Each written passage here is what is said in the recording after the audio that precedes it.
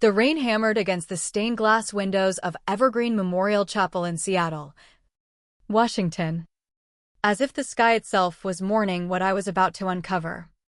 I stood there, numb, surrounded by wilted lilies and distant relatives I barely recognized, when the lawyer's words sliced through the hushed whispers like a knife through flesh. MS. Emily Lawson. Do you acknowledge the $80,000 debt owed to the estate for your upbringing and education?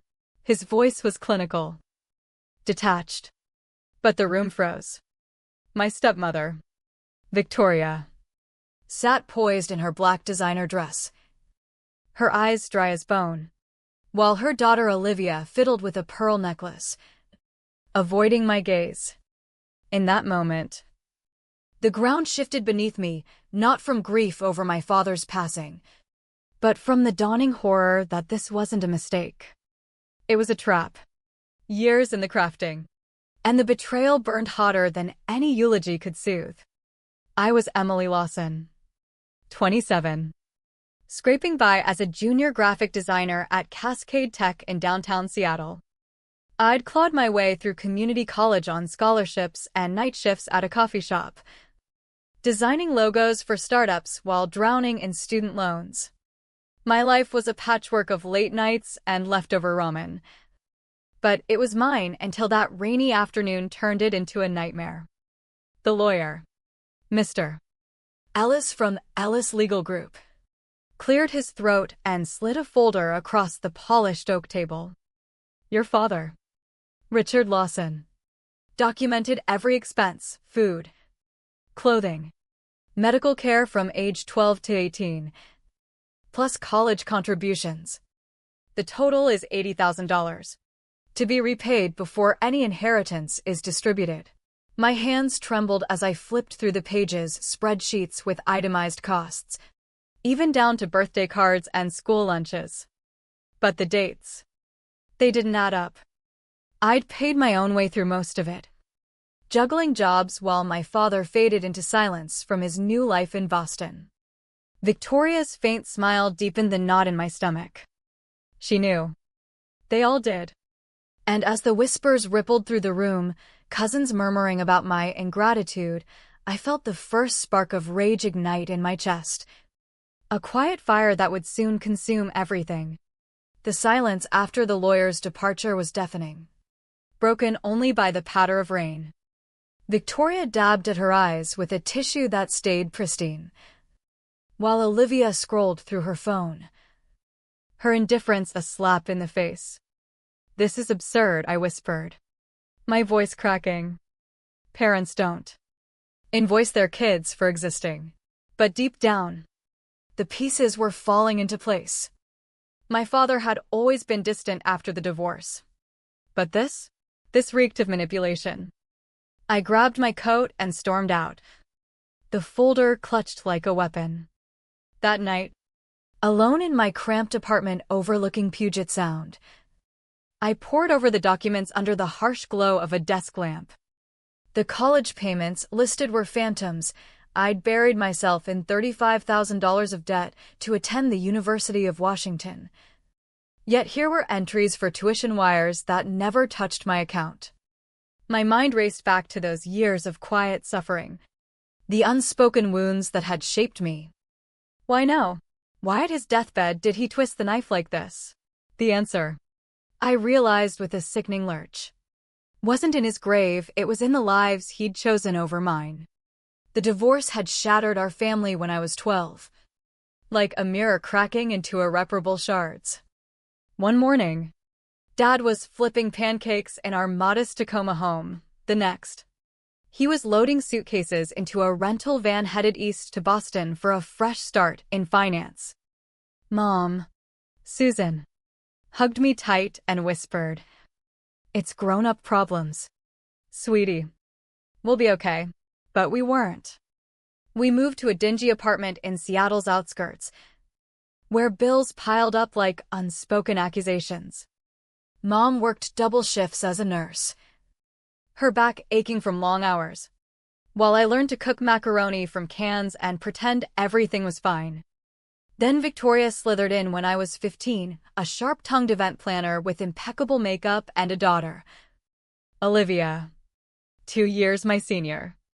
Dad married her in a lavish Boston ceremony we weren't invited to. And suddenly, my rare phone calls with him were filled with tales of Olivia's triumphs, piano recitals, honor society inductions, a summer internship at a prestigious gallery in New York. I remember the sting of my 16th birthday, when Dad flew out for a family dinner at a fancy Italian spot in Belltown. Victoria dominated the conversation, gushing about Olivia's acceptance to an art program in Paris. She's destined for greatness, she'd said, while my cake sat melting, untouched. Mom tried to chime in Emily's top of her art class, too, but Victoria waved it off like a bothersome fly.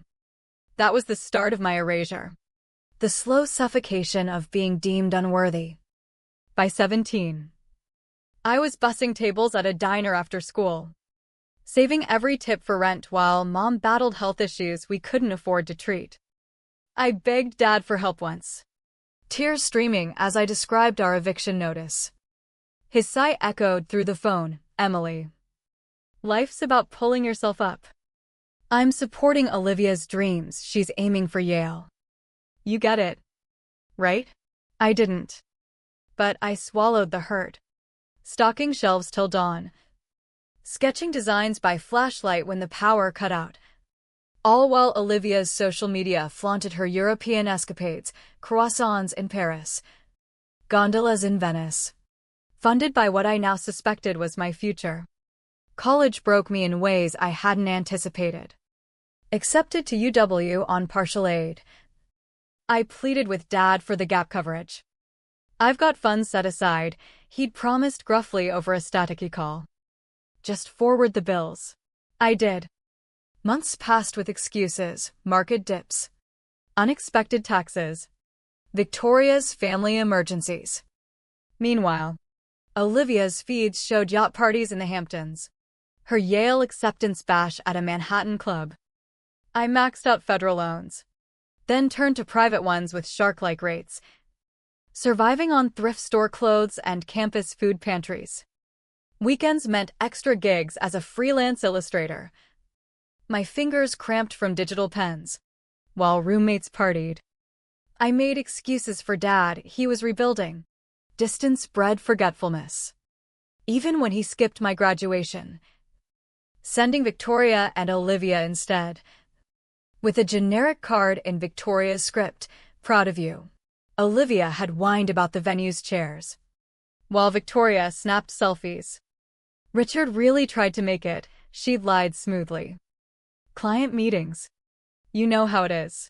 I nodded, the lie tasting like ash. But the pain festered. Unspoken.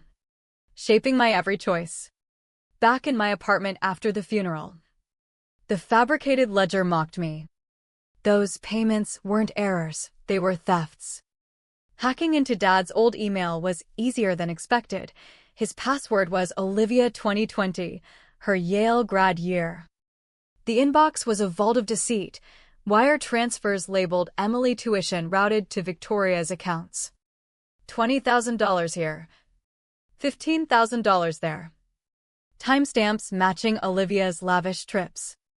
I called UW's bursar's office at dawn, my voice steady despite the tremor in my hands. No records of payments from Richard or Victoria Lawson, the clerk confirmed. Your account shows loans and small personal deposits only. The rage built slowly. A pressure cooker of silence screams.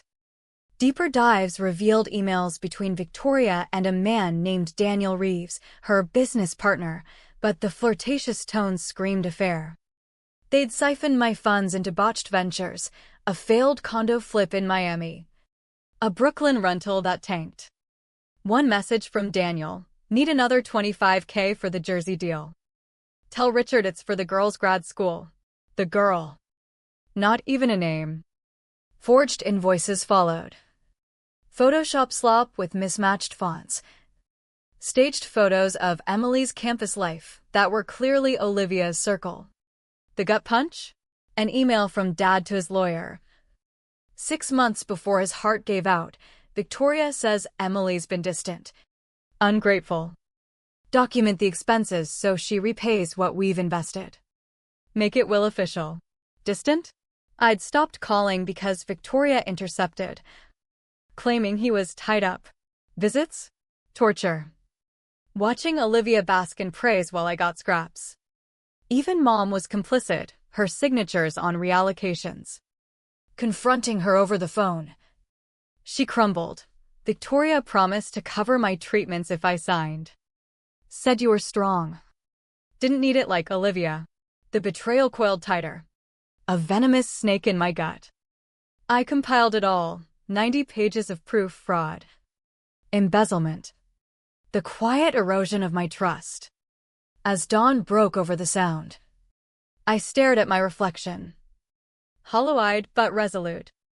They'd stolen more than money, they'd pilfered my faith in blood ties, leaving scars that whispered of worthlessness. No more silence. The price of their choices would be paid in full.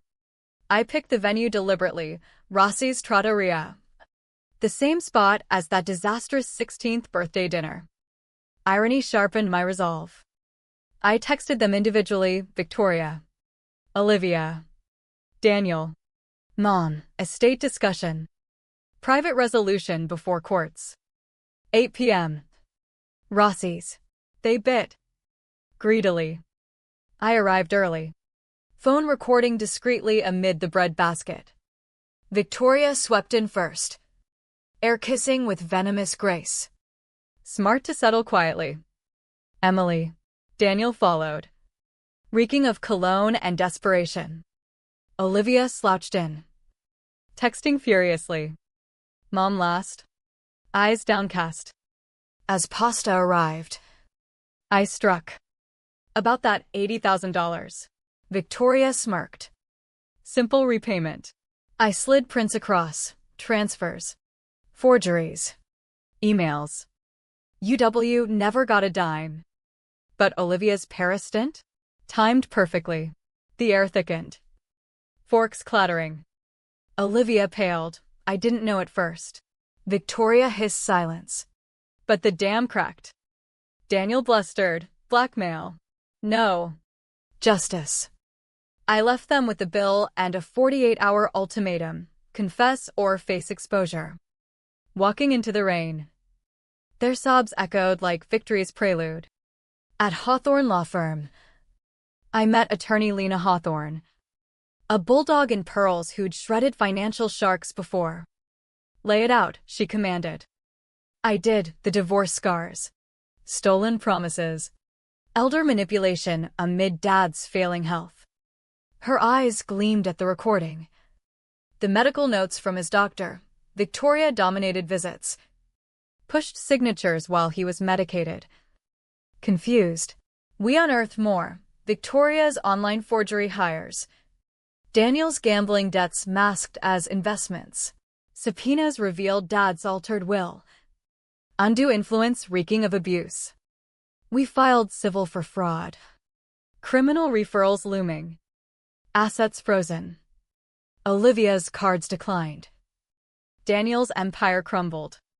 Settlement offers came. I refused. They pay in pain, I said. The words tasting like reclaimed power.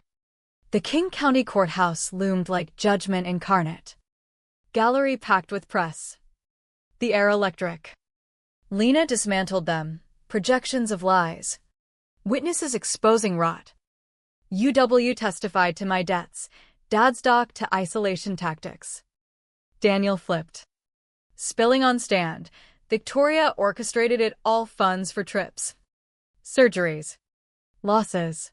Olivia broke. Mom laughed about it. Said Emily was too proud. I spent it knowing. I'm sorry. Victoria's defense crumbled under cross. You stole to protect Olivia? At my expense. Guilty. $80,000 returned.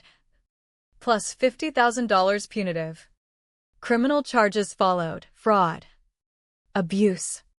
But I amplified tipped employers. Ethics boards. Victoria fired from her firm. Daniel audited.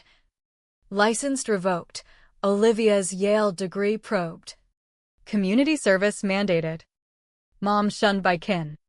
Alone with regret. The criminal gavel fell. Victoria. 8 years. Daniel. 6. Handcuffs clicked as they were led away. Outside. Sun-pierced clouds. I cleared my loans. Enrolled in UW's Design Masters. Quit my job for freedom. Visiting Dad's grave. I whispered. I know the truth now. You were deceived. Months later. Olivia called. I'm teaching fraud prevention to kids. Your fight changed me. I hung up. Unmoved. In class. Aiding a struggling freshman. I realized this was true revenge, turning scars to shields. Silence to stories. The book deal came. Advance mirroring the theft, $80,000. Irony complete. I was Emily Lawson. Unbroken. The architect of my ending.